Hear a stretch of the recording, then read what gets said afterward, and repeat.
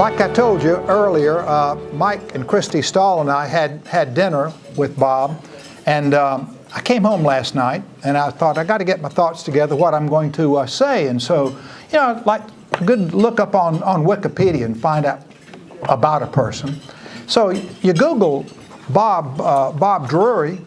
Well, two names come up. One is the name of Robert Drury. This is it, a sailor. Born 1687, an English sailor who on the De Grave was shipwrecked at the age of 17 on the age of Madagascar, was trapped there for 15 years, and his memoirs, upon being rescued, would be published, and there you can still find them now, and it's amazing. So I thought, you know what would be great to do? Because after having supper with him, he's clever enough to have recovered. What I was going to do, I was going to introduce him as Robert Drury and read that much. I was going to leave out the 1687. I was just going to say he was an English sailor on the De Grave and shipwrecked and blah, blah, blah, and wrote these. That was his first book. And Bob, I'll leave the rest of your bio to you. But let me tell you something. I went to his Wikipedia page. Well, let me tell you something. He's more interesting than Robert Drury. Because let me tell you about the guy that I brought you to hear speak. He started out normally, Fairfield University, majored in English in Connecticut. But listen, if you don't like what he tells you about the book, let me tell you what you could talk to him about. He started his career on a painting crew, painting water towers and things. So he could tell you about tips about painting hard to get to places on your house. He then went into the commercial fishing business for a couple of years. He can give you, if you're not into house painting, he can give you fishing tips, how to fish better. He then went there and played in the Cape Cod Basketball League and played for a semi-pro basketball team on Friday nights for money in Ireland. So he's a professional basketball player. He can give you tips to give your grandchildren about their basketball shot.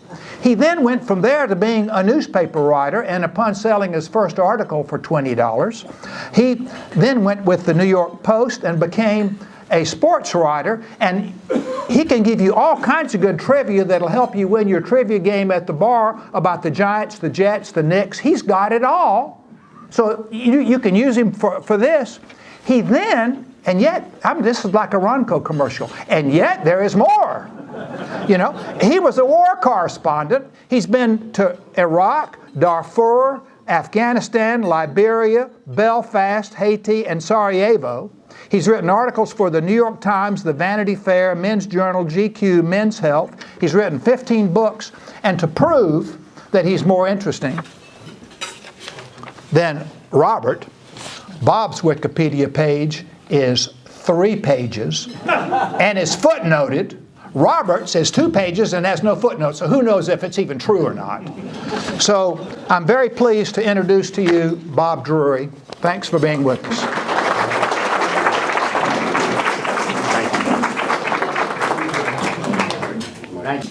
It's wonderful to be here in Greenville. Can you all hear me? As I slide around. And it's an honor and a pleasure, I might add, to be part of the Military History Lecture Series here at the Poinsett Club. I'm very honored. Mr. Howard, Bob, thank you for that lovely introduction, some of which was true. And I don't see her up there, but oh, there she is, Jill Hendricks. Okay, Jill Hendricks, I wanted to thank you too. How's that? Is that better? You can take that off and hold it if that's more well, let's see how it goes. Anyway, Jill, thank you for Fiction Addiction, the bookstore Jill owns. Your local bookstore, patronize it. Thank you, Jill, for being here. I appreciate it. So, let me start out by asking your indulgence. I haven't given a public presentation in over 2 years for our last book. My co-author, Tom Clavin, and our last book, Blood and Treasure, Daniel Boone and the Fight for America's First Frontier. This is my first time out for The Last Hill, and I am nervous as hell. My stomach is going back and forth. So if I stumble over my words, if I drop my notes, okay, catcalls and brickbats, yes, but no throwing anything. You're not handing out rotten tomatoes back there, are you, sir? Good.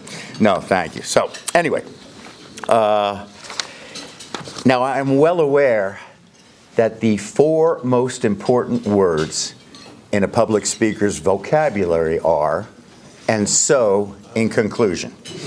So, with that in mind, I promise to make this presentation as short and sweet and as informative as possible. Now, I'm sure you're aware that at events like these, it's customary for an author to perhaps read a short passage from his or her new work, a bit that kind of gets to the heart of the story. So with that in mind, I thought I might turn to page 226, where I see I've written a memo to myself, and it says, "You bore the hell out of yourself when you read from your books. Please, please, please don't put these good people to sleep by reading aloud." So that ends the reading portion of today's presentation. So how about if I just tell you a couple of stories about how we came to this book, researching, reporting, how we came to put it down on paper, kind of inside baseball kind of stuff. Everybody likes inside baseball kind of stuff. Now, you never know when a good book idea is going to sneak up on you and smack you upside the head. I'll give you an example. Years ago, I was having dinner with an official Marine Corps historian. I was down in Quantico. He had helped us, Tom and I. He had helped us do research on our book, The Last Stand of Fox Company. And I took him to dinner to thank him. And the first course was just served. And he said to me, "What's your next project?" And I said, "We got this, we got that. We haven't settled on anything yet." And he said, "You ever hear of a Sioux Indian warrior chief named Red Cloud?" And he probably could tell from the look on my face that I really hadn't. And he said, "You should look into him. He's the only Native American to win a war, not a battle, a war against the United States of America." And sure enough, Tom and I looked into it. The result was The Heart of Everything That Is, our book about Red Cloud. And that book spent 25 weeks on the New York Times bestseller list, all because I went out to dinner with a Marine historian at Quantico. And one more example, Tom's an old friend of mine. We used to live on the east end of Long Island together in New York.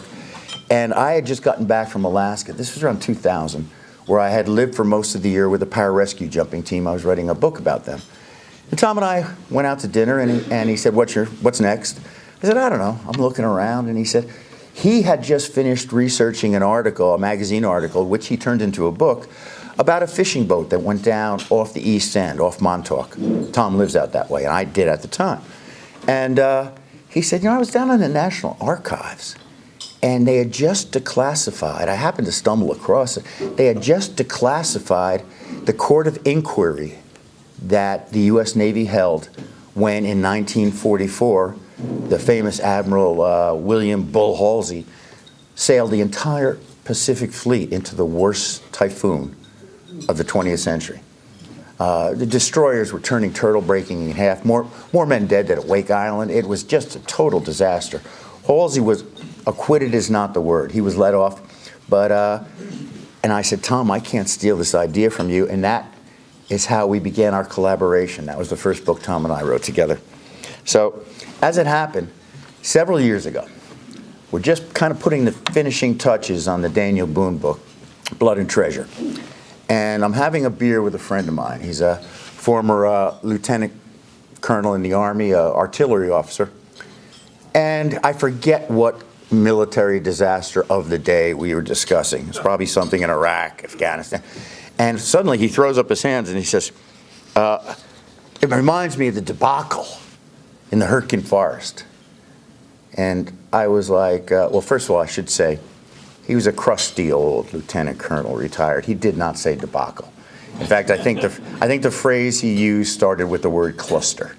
But anyway, I looked at him and like, the what now? The who? The what forest? What's this? And he said, "The Hurtgen forest." And I was like, It kind of stopped me cold. And I was thinking, okay, maybe. I called Tom when I got home that afternoon. Or actually, we were having lunch. I think I got home that night. Like I said, he was a crusty hard drinker.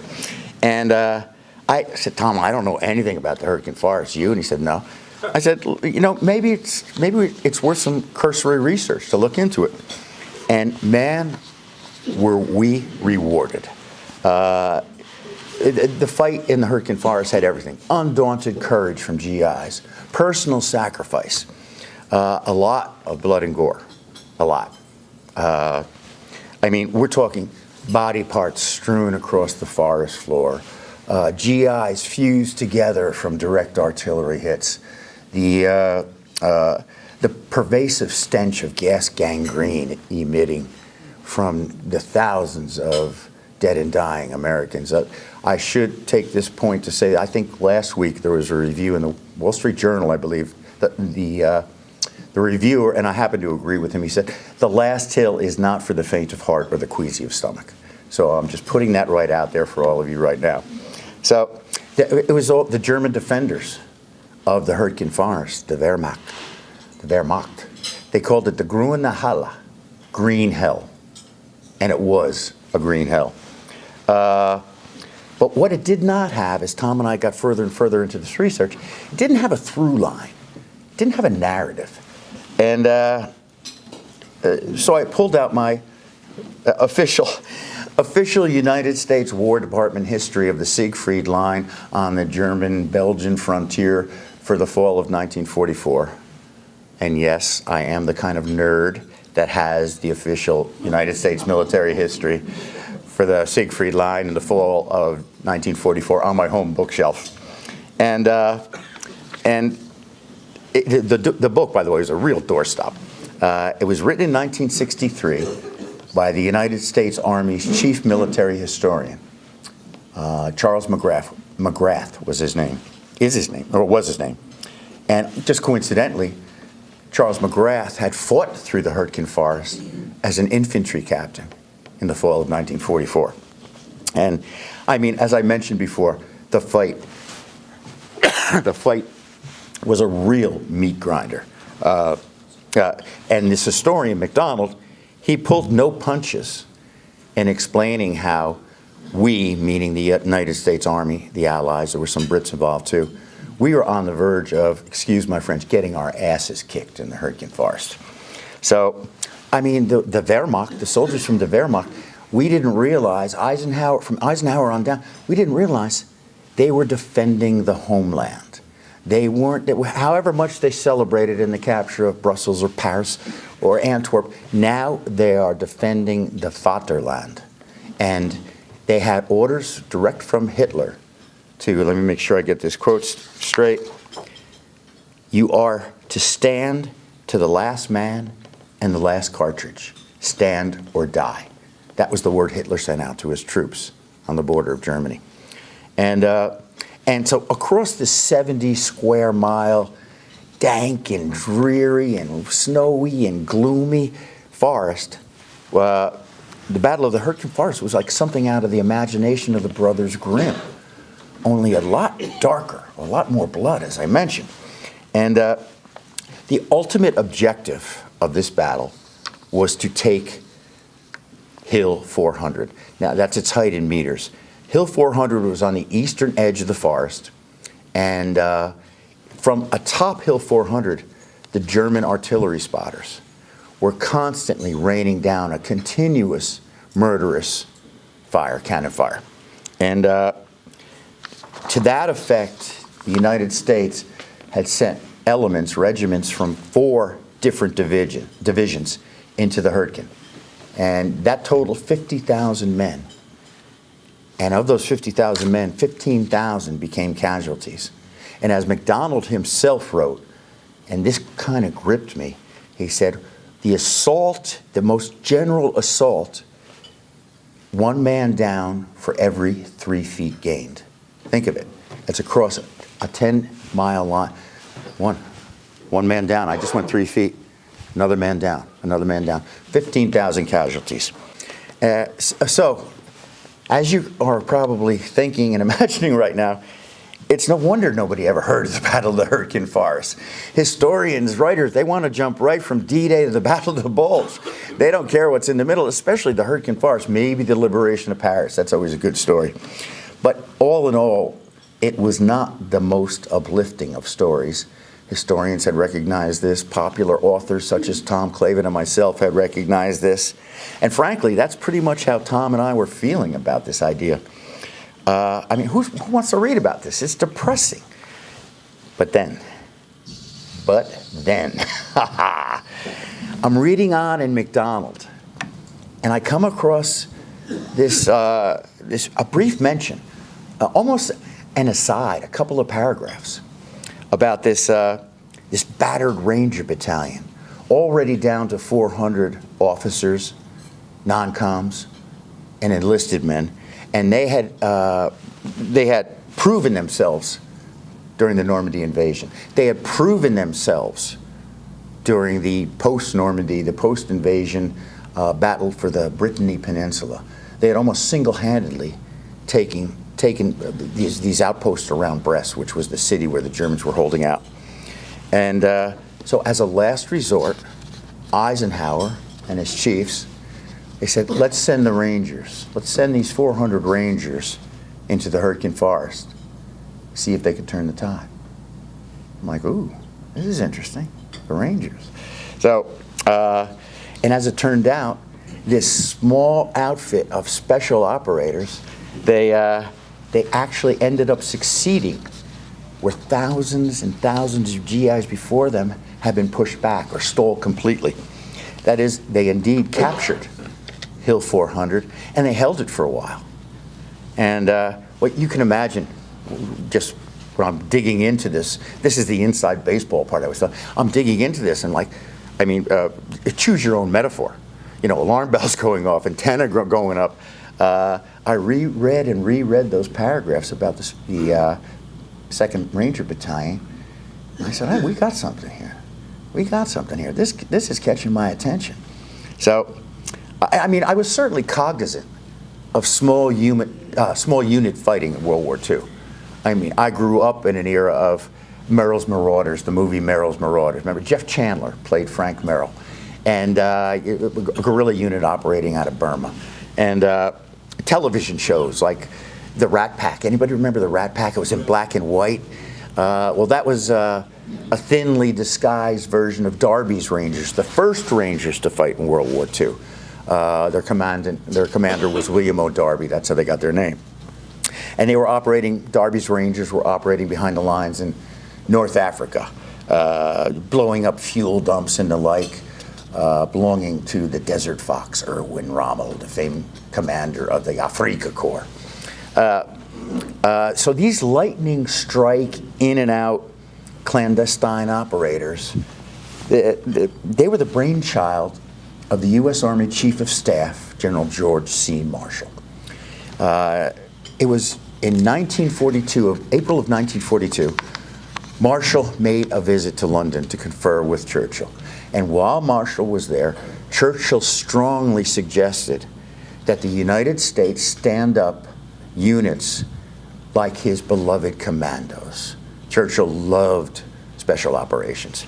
The idea, of course, small, mobile, and elusive outfits capable of performing specific, sometimes near suicidal tasks that were not really suited to the ponderous and sometimes hidebound division and regiments of the U.S. Army. And this appealed to Marshall's sense of adventure. He liked this idea. And as I'm reading along, I'm liking the idea a lot more too.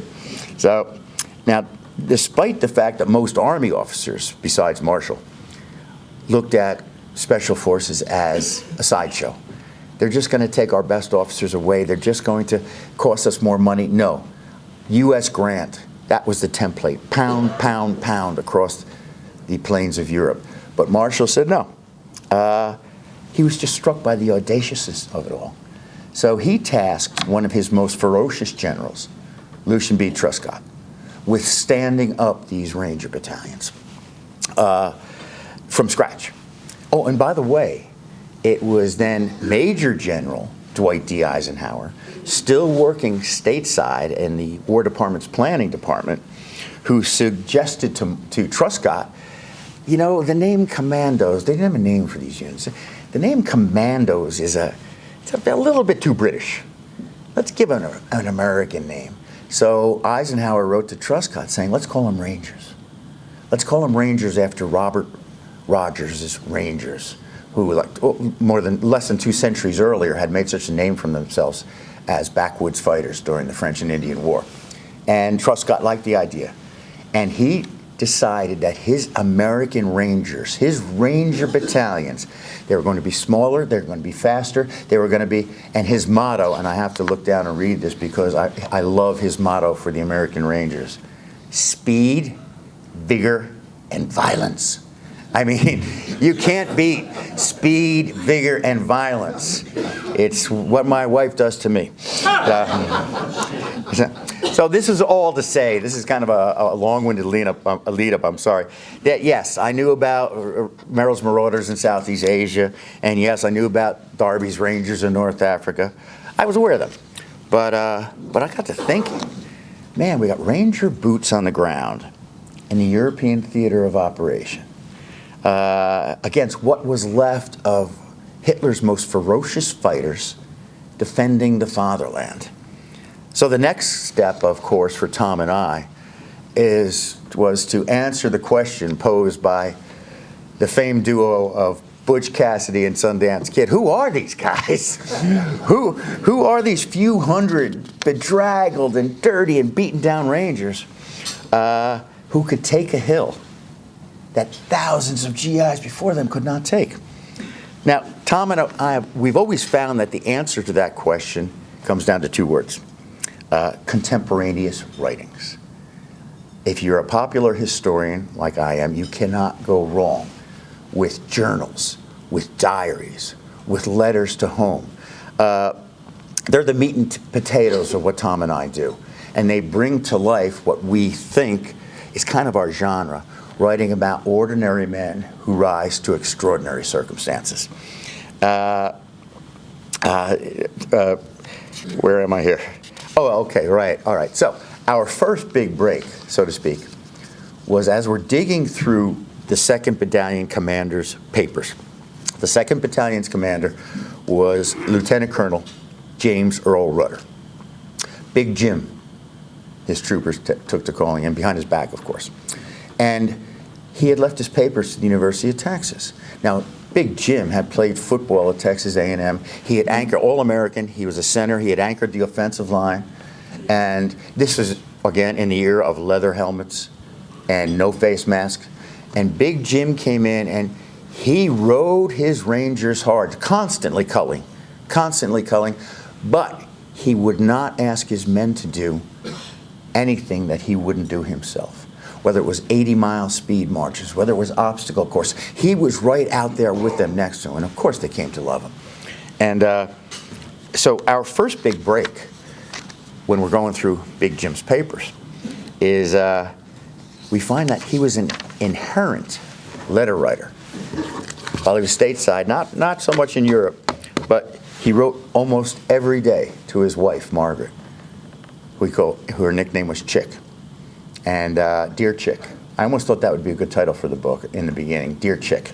So Rudder takes over the Rangers. He's shipped to Tennessee, Camp Bedford Forest. And at the same time he is standing up the 2nd Ranger Battalion, word comes back to the States that Darby's Rangers who had performed so heroically in North Africa, who had performed so heroically in Sicily, they had been virtually wiped out in the early days of the Italian campaign. They were about halved at Salerno, and they were obliterated at Anzio. So Rudder realizes, when I get overseas, I'm going to have the only special operations outfit in the European theater of operations. And so that's weighing on him, and it gives him more of a sense of urgency. So we're going through Rudder's papers, and we notice that he writes to Chick. He said, I like Lucian's motto, or actually he didn't say Lucian, he said, I like General Truscott's motto: speed, vigor, violence. But I also want to instill a sense of guile, and more important, a sense of a strain of independent thinking into anyone who makes the cut of my Rangers. I'll give you an example. Lieutenant James Eichner. Ike Eichner, of course, was his nickname. He was the 2nd Battalion's comms officer, its communications officer. Now, Ike Eichner had been there since the nascent Ranger Battalion was formed up. And he had served under a string of substitute commanders until Rudder arrived. So Rudder finally arrives, and Ike Eichner says, I better confess. Before the war, Ike Eichner had been a telephone lineman. And when the Rangers were issued field telephones, they weren't issued any telephone wire.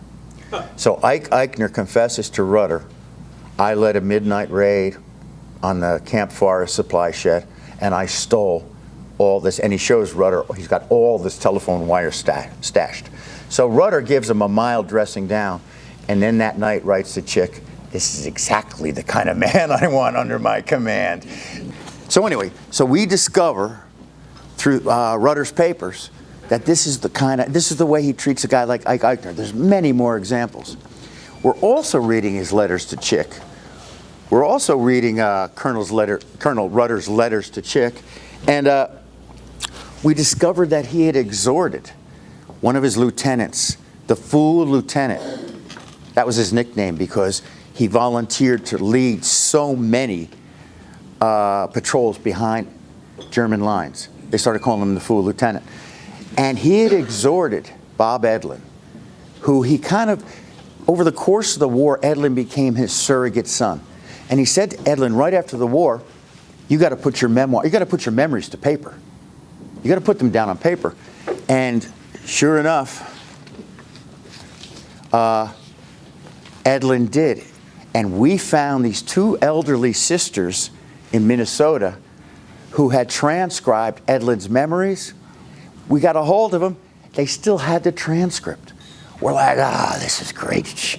Great stuff. This is great stuff.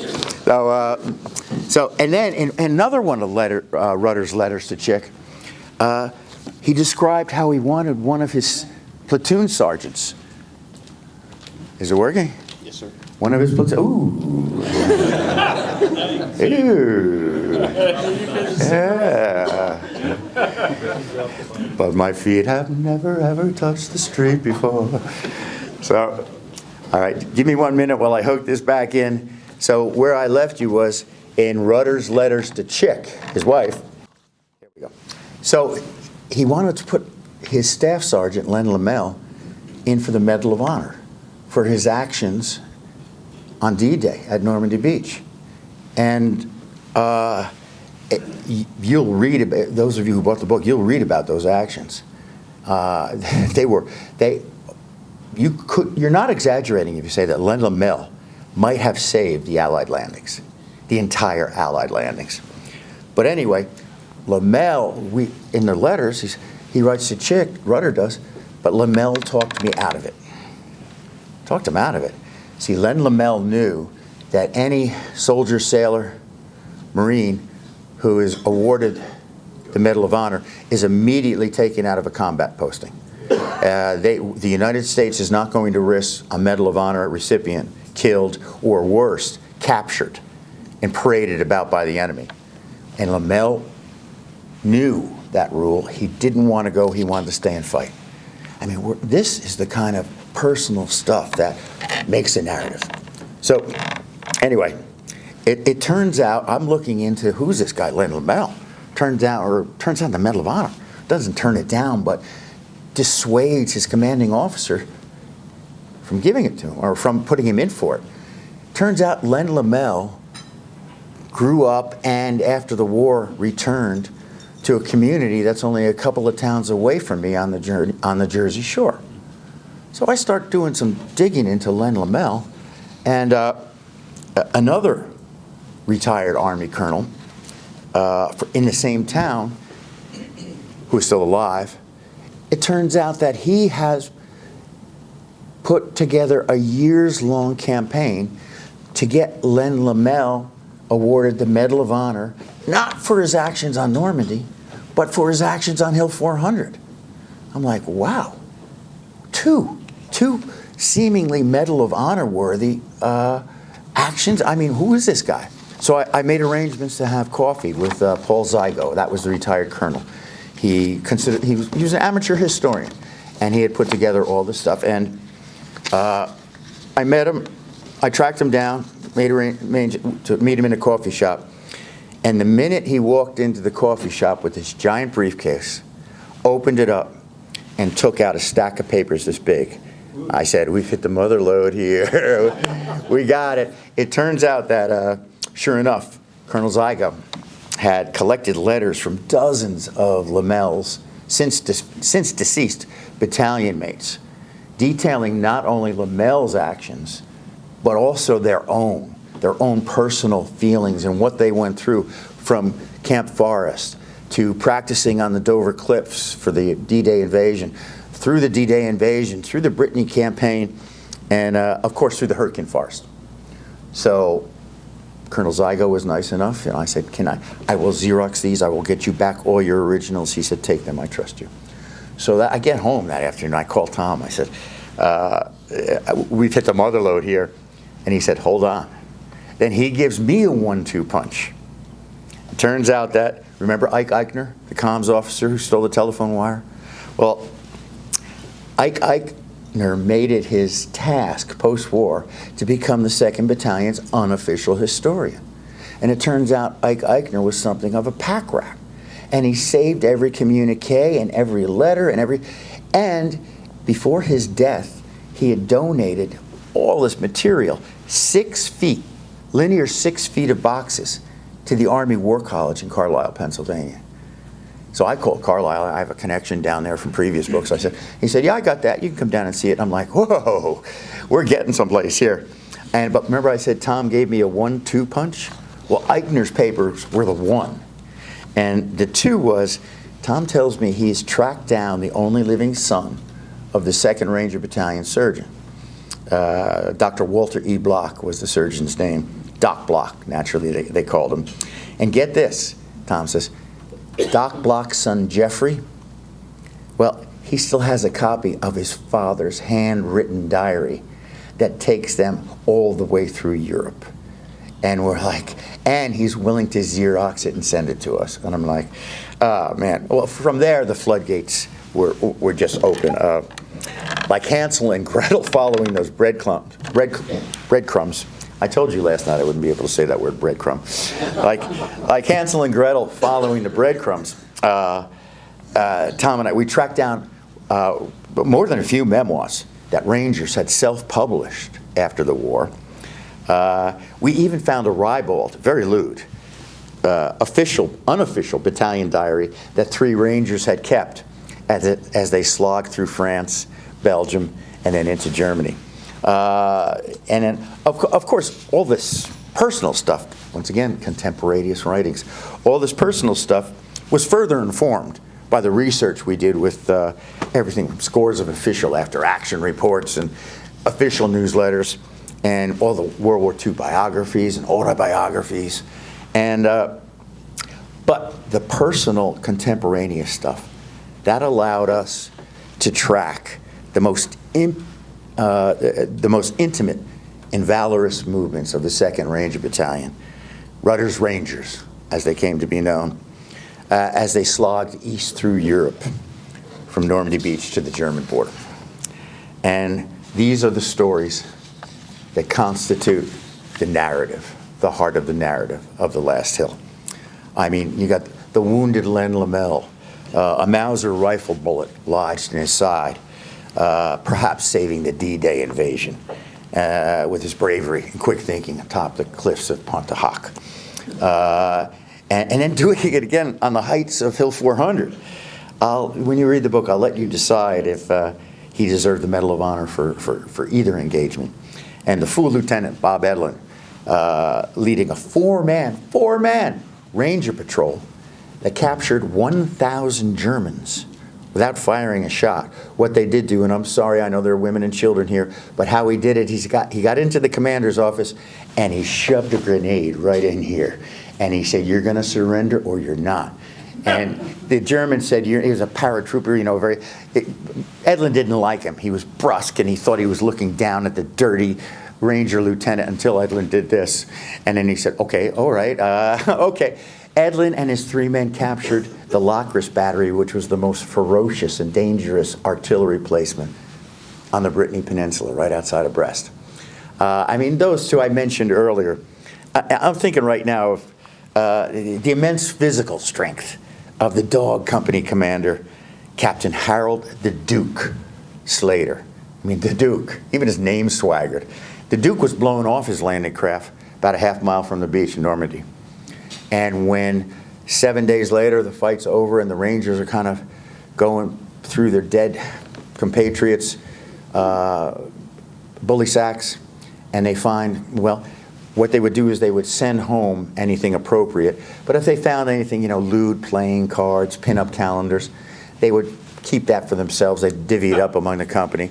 And in the Duke's sack, they found a bottle, a fifth of White Horse Scotch whiskey. So they passed it around the company, and everybody took a swig in honor of the Duke. And then when the Duke shows up 3 weeks later after being treated for a case of hypothermia after floating in the English Channel, and he wants to know where his whiskey is, well, everybody, I don't know, you might want to ask over there. I don't know. I mean, these are the Dukes later.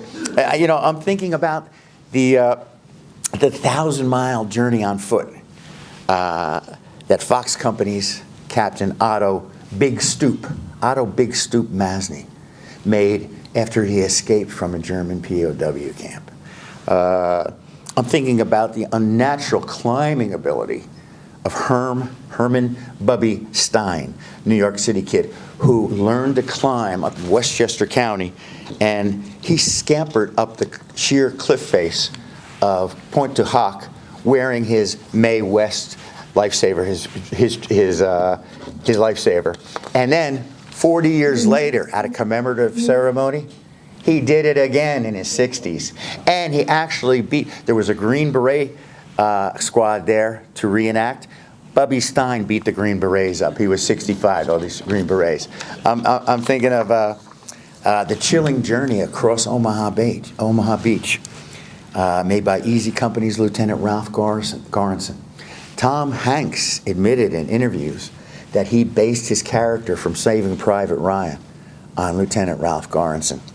And one of my favorites, the BAR man, Elrod Petty, a hillbilly basically from the red clay of Georgia. And he would go on to become what everybody said was the heart and soul of Fox Company. But that was only after Colonel Rudder tried to transfer him out of the Rangers. You see, Elrod, he was a street fighter. And he had no upper teeth and he had no lower teeth. And the Army had issued him dentures, but he just didn't like the way they felt. And so he never wore them. And to Rudder, he just didn't look like a squared away Ranger. So Rudder called him in one day, I'm sorry, Elrod, you're just not going to work out here. And Elrod gave Rudder this impassioned plea to stay. I'm the best BAR man you got. I will never back down, on and on and on. And he ended it up by saying, plus, Colonel, I ain't planning on biting no Nazis to death. So, I mean, there are many more characters in this book, too many to mention here. We'd be here all day and night. So that kind of brings me to those 4 ominous words. And so, in conclusion, we arrive at both the heart and the denouement of The Last Hill. That is Rudder's Rangers fighting their way through the Hurtgen forest and preparing and climb to take Hill 400. It was a firefight to culminate. It was such a firefight to culminate our story, actually their story. On the morning of December 6, 1944, about half of what was left of the 2nd Ranger Battalion spread out around the western base of the hill to provide covering fire. As how many men? 130 men took off to climb the hill. One ranger described it as trying to climb a 1,300-foot child's playground slide, slippery and wet with snow, while Germans at the top, German riflemen, were pouring machine gun, rifle, and potato mashers down the slope at them. About 100 made it to the top. And after vicious hand-to-hand fighting, both sides were out of ammunition, did not have time to reload, so they were fighting with fists. They were fighting with entrenching tools. They were fighting with bayonets. They were fighting with their helmets as weapons. The Rangers did manage to secure a perimeter.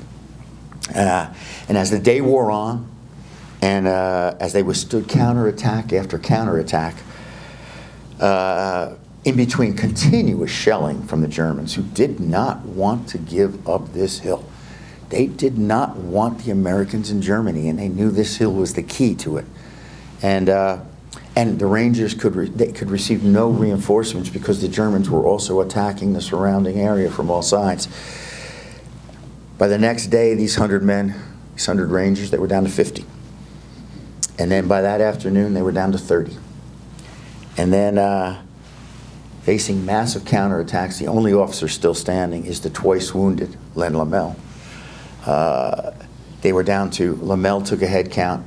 He shrunk the perimeter even more. He was down to 22 effectives.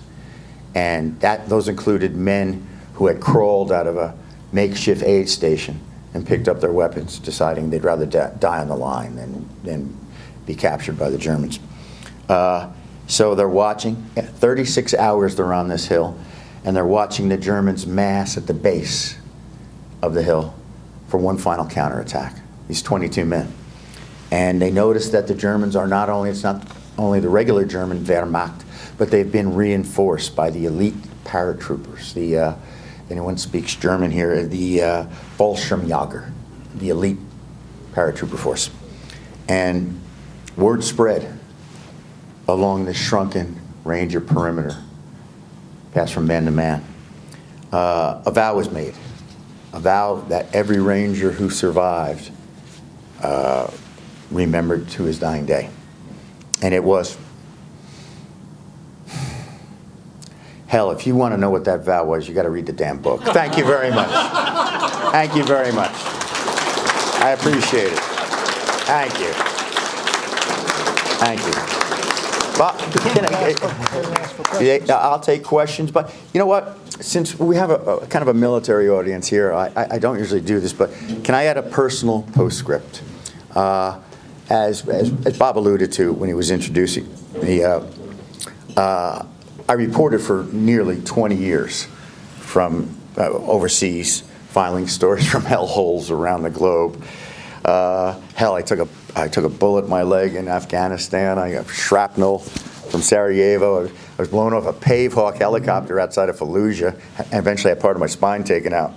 And I was the unluckiest war correspondent you've ever seen. Nobody wanted to go anywhere with me. No, Drury. Go ahead, you go that way.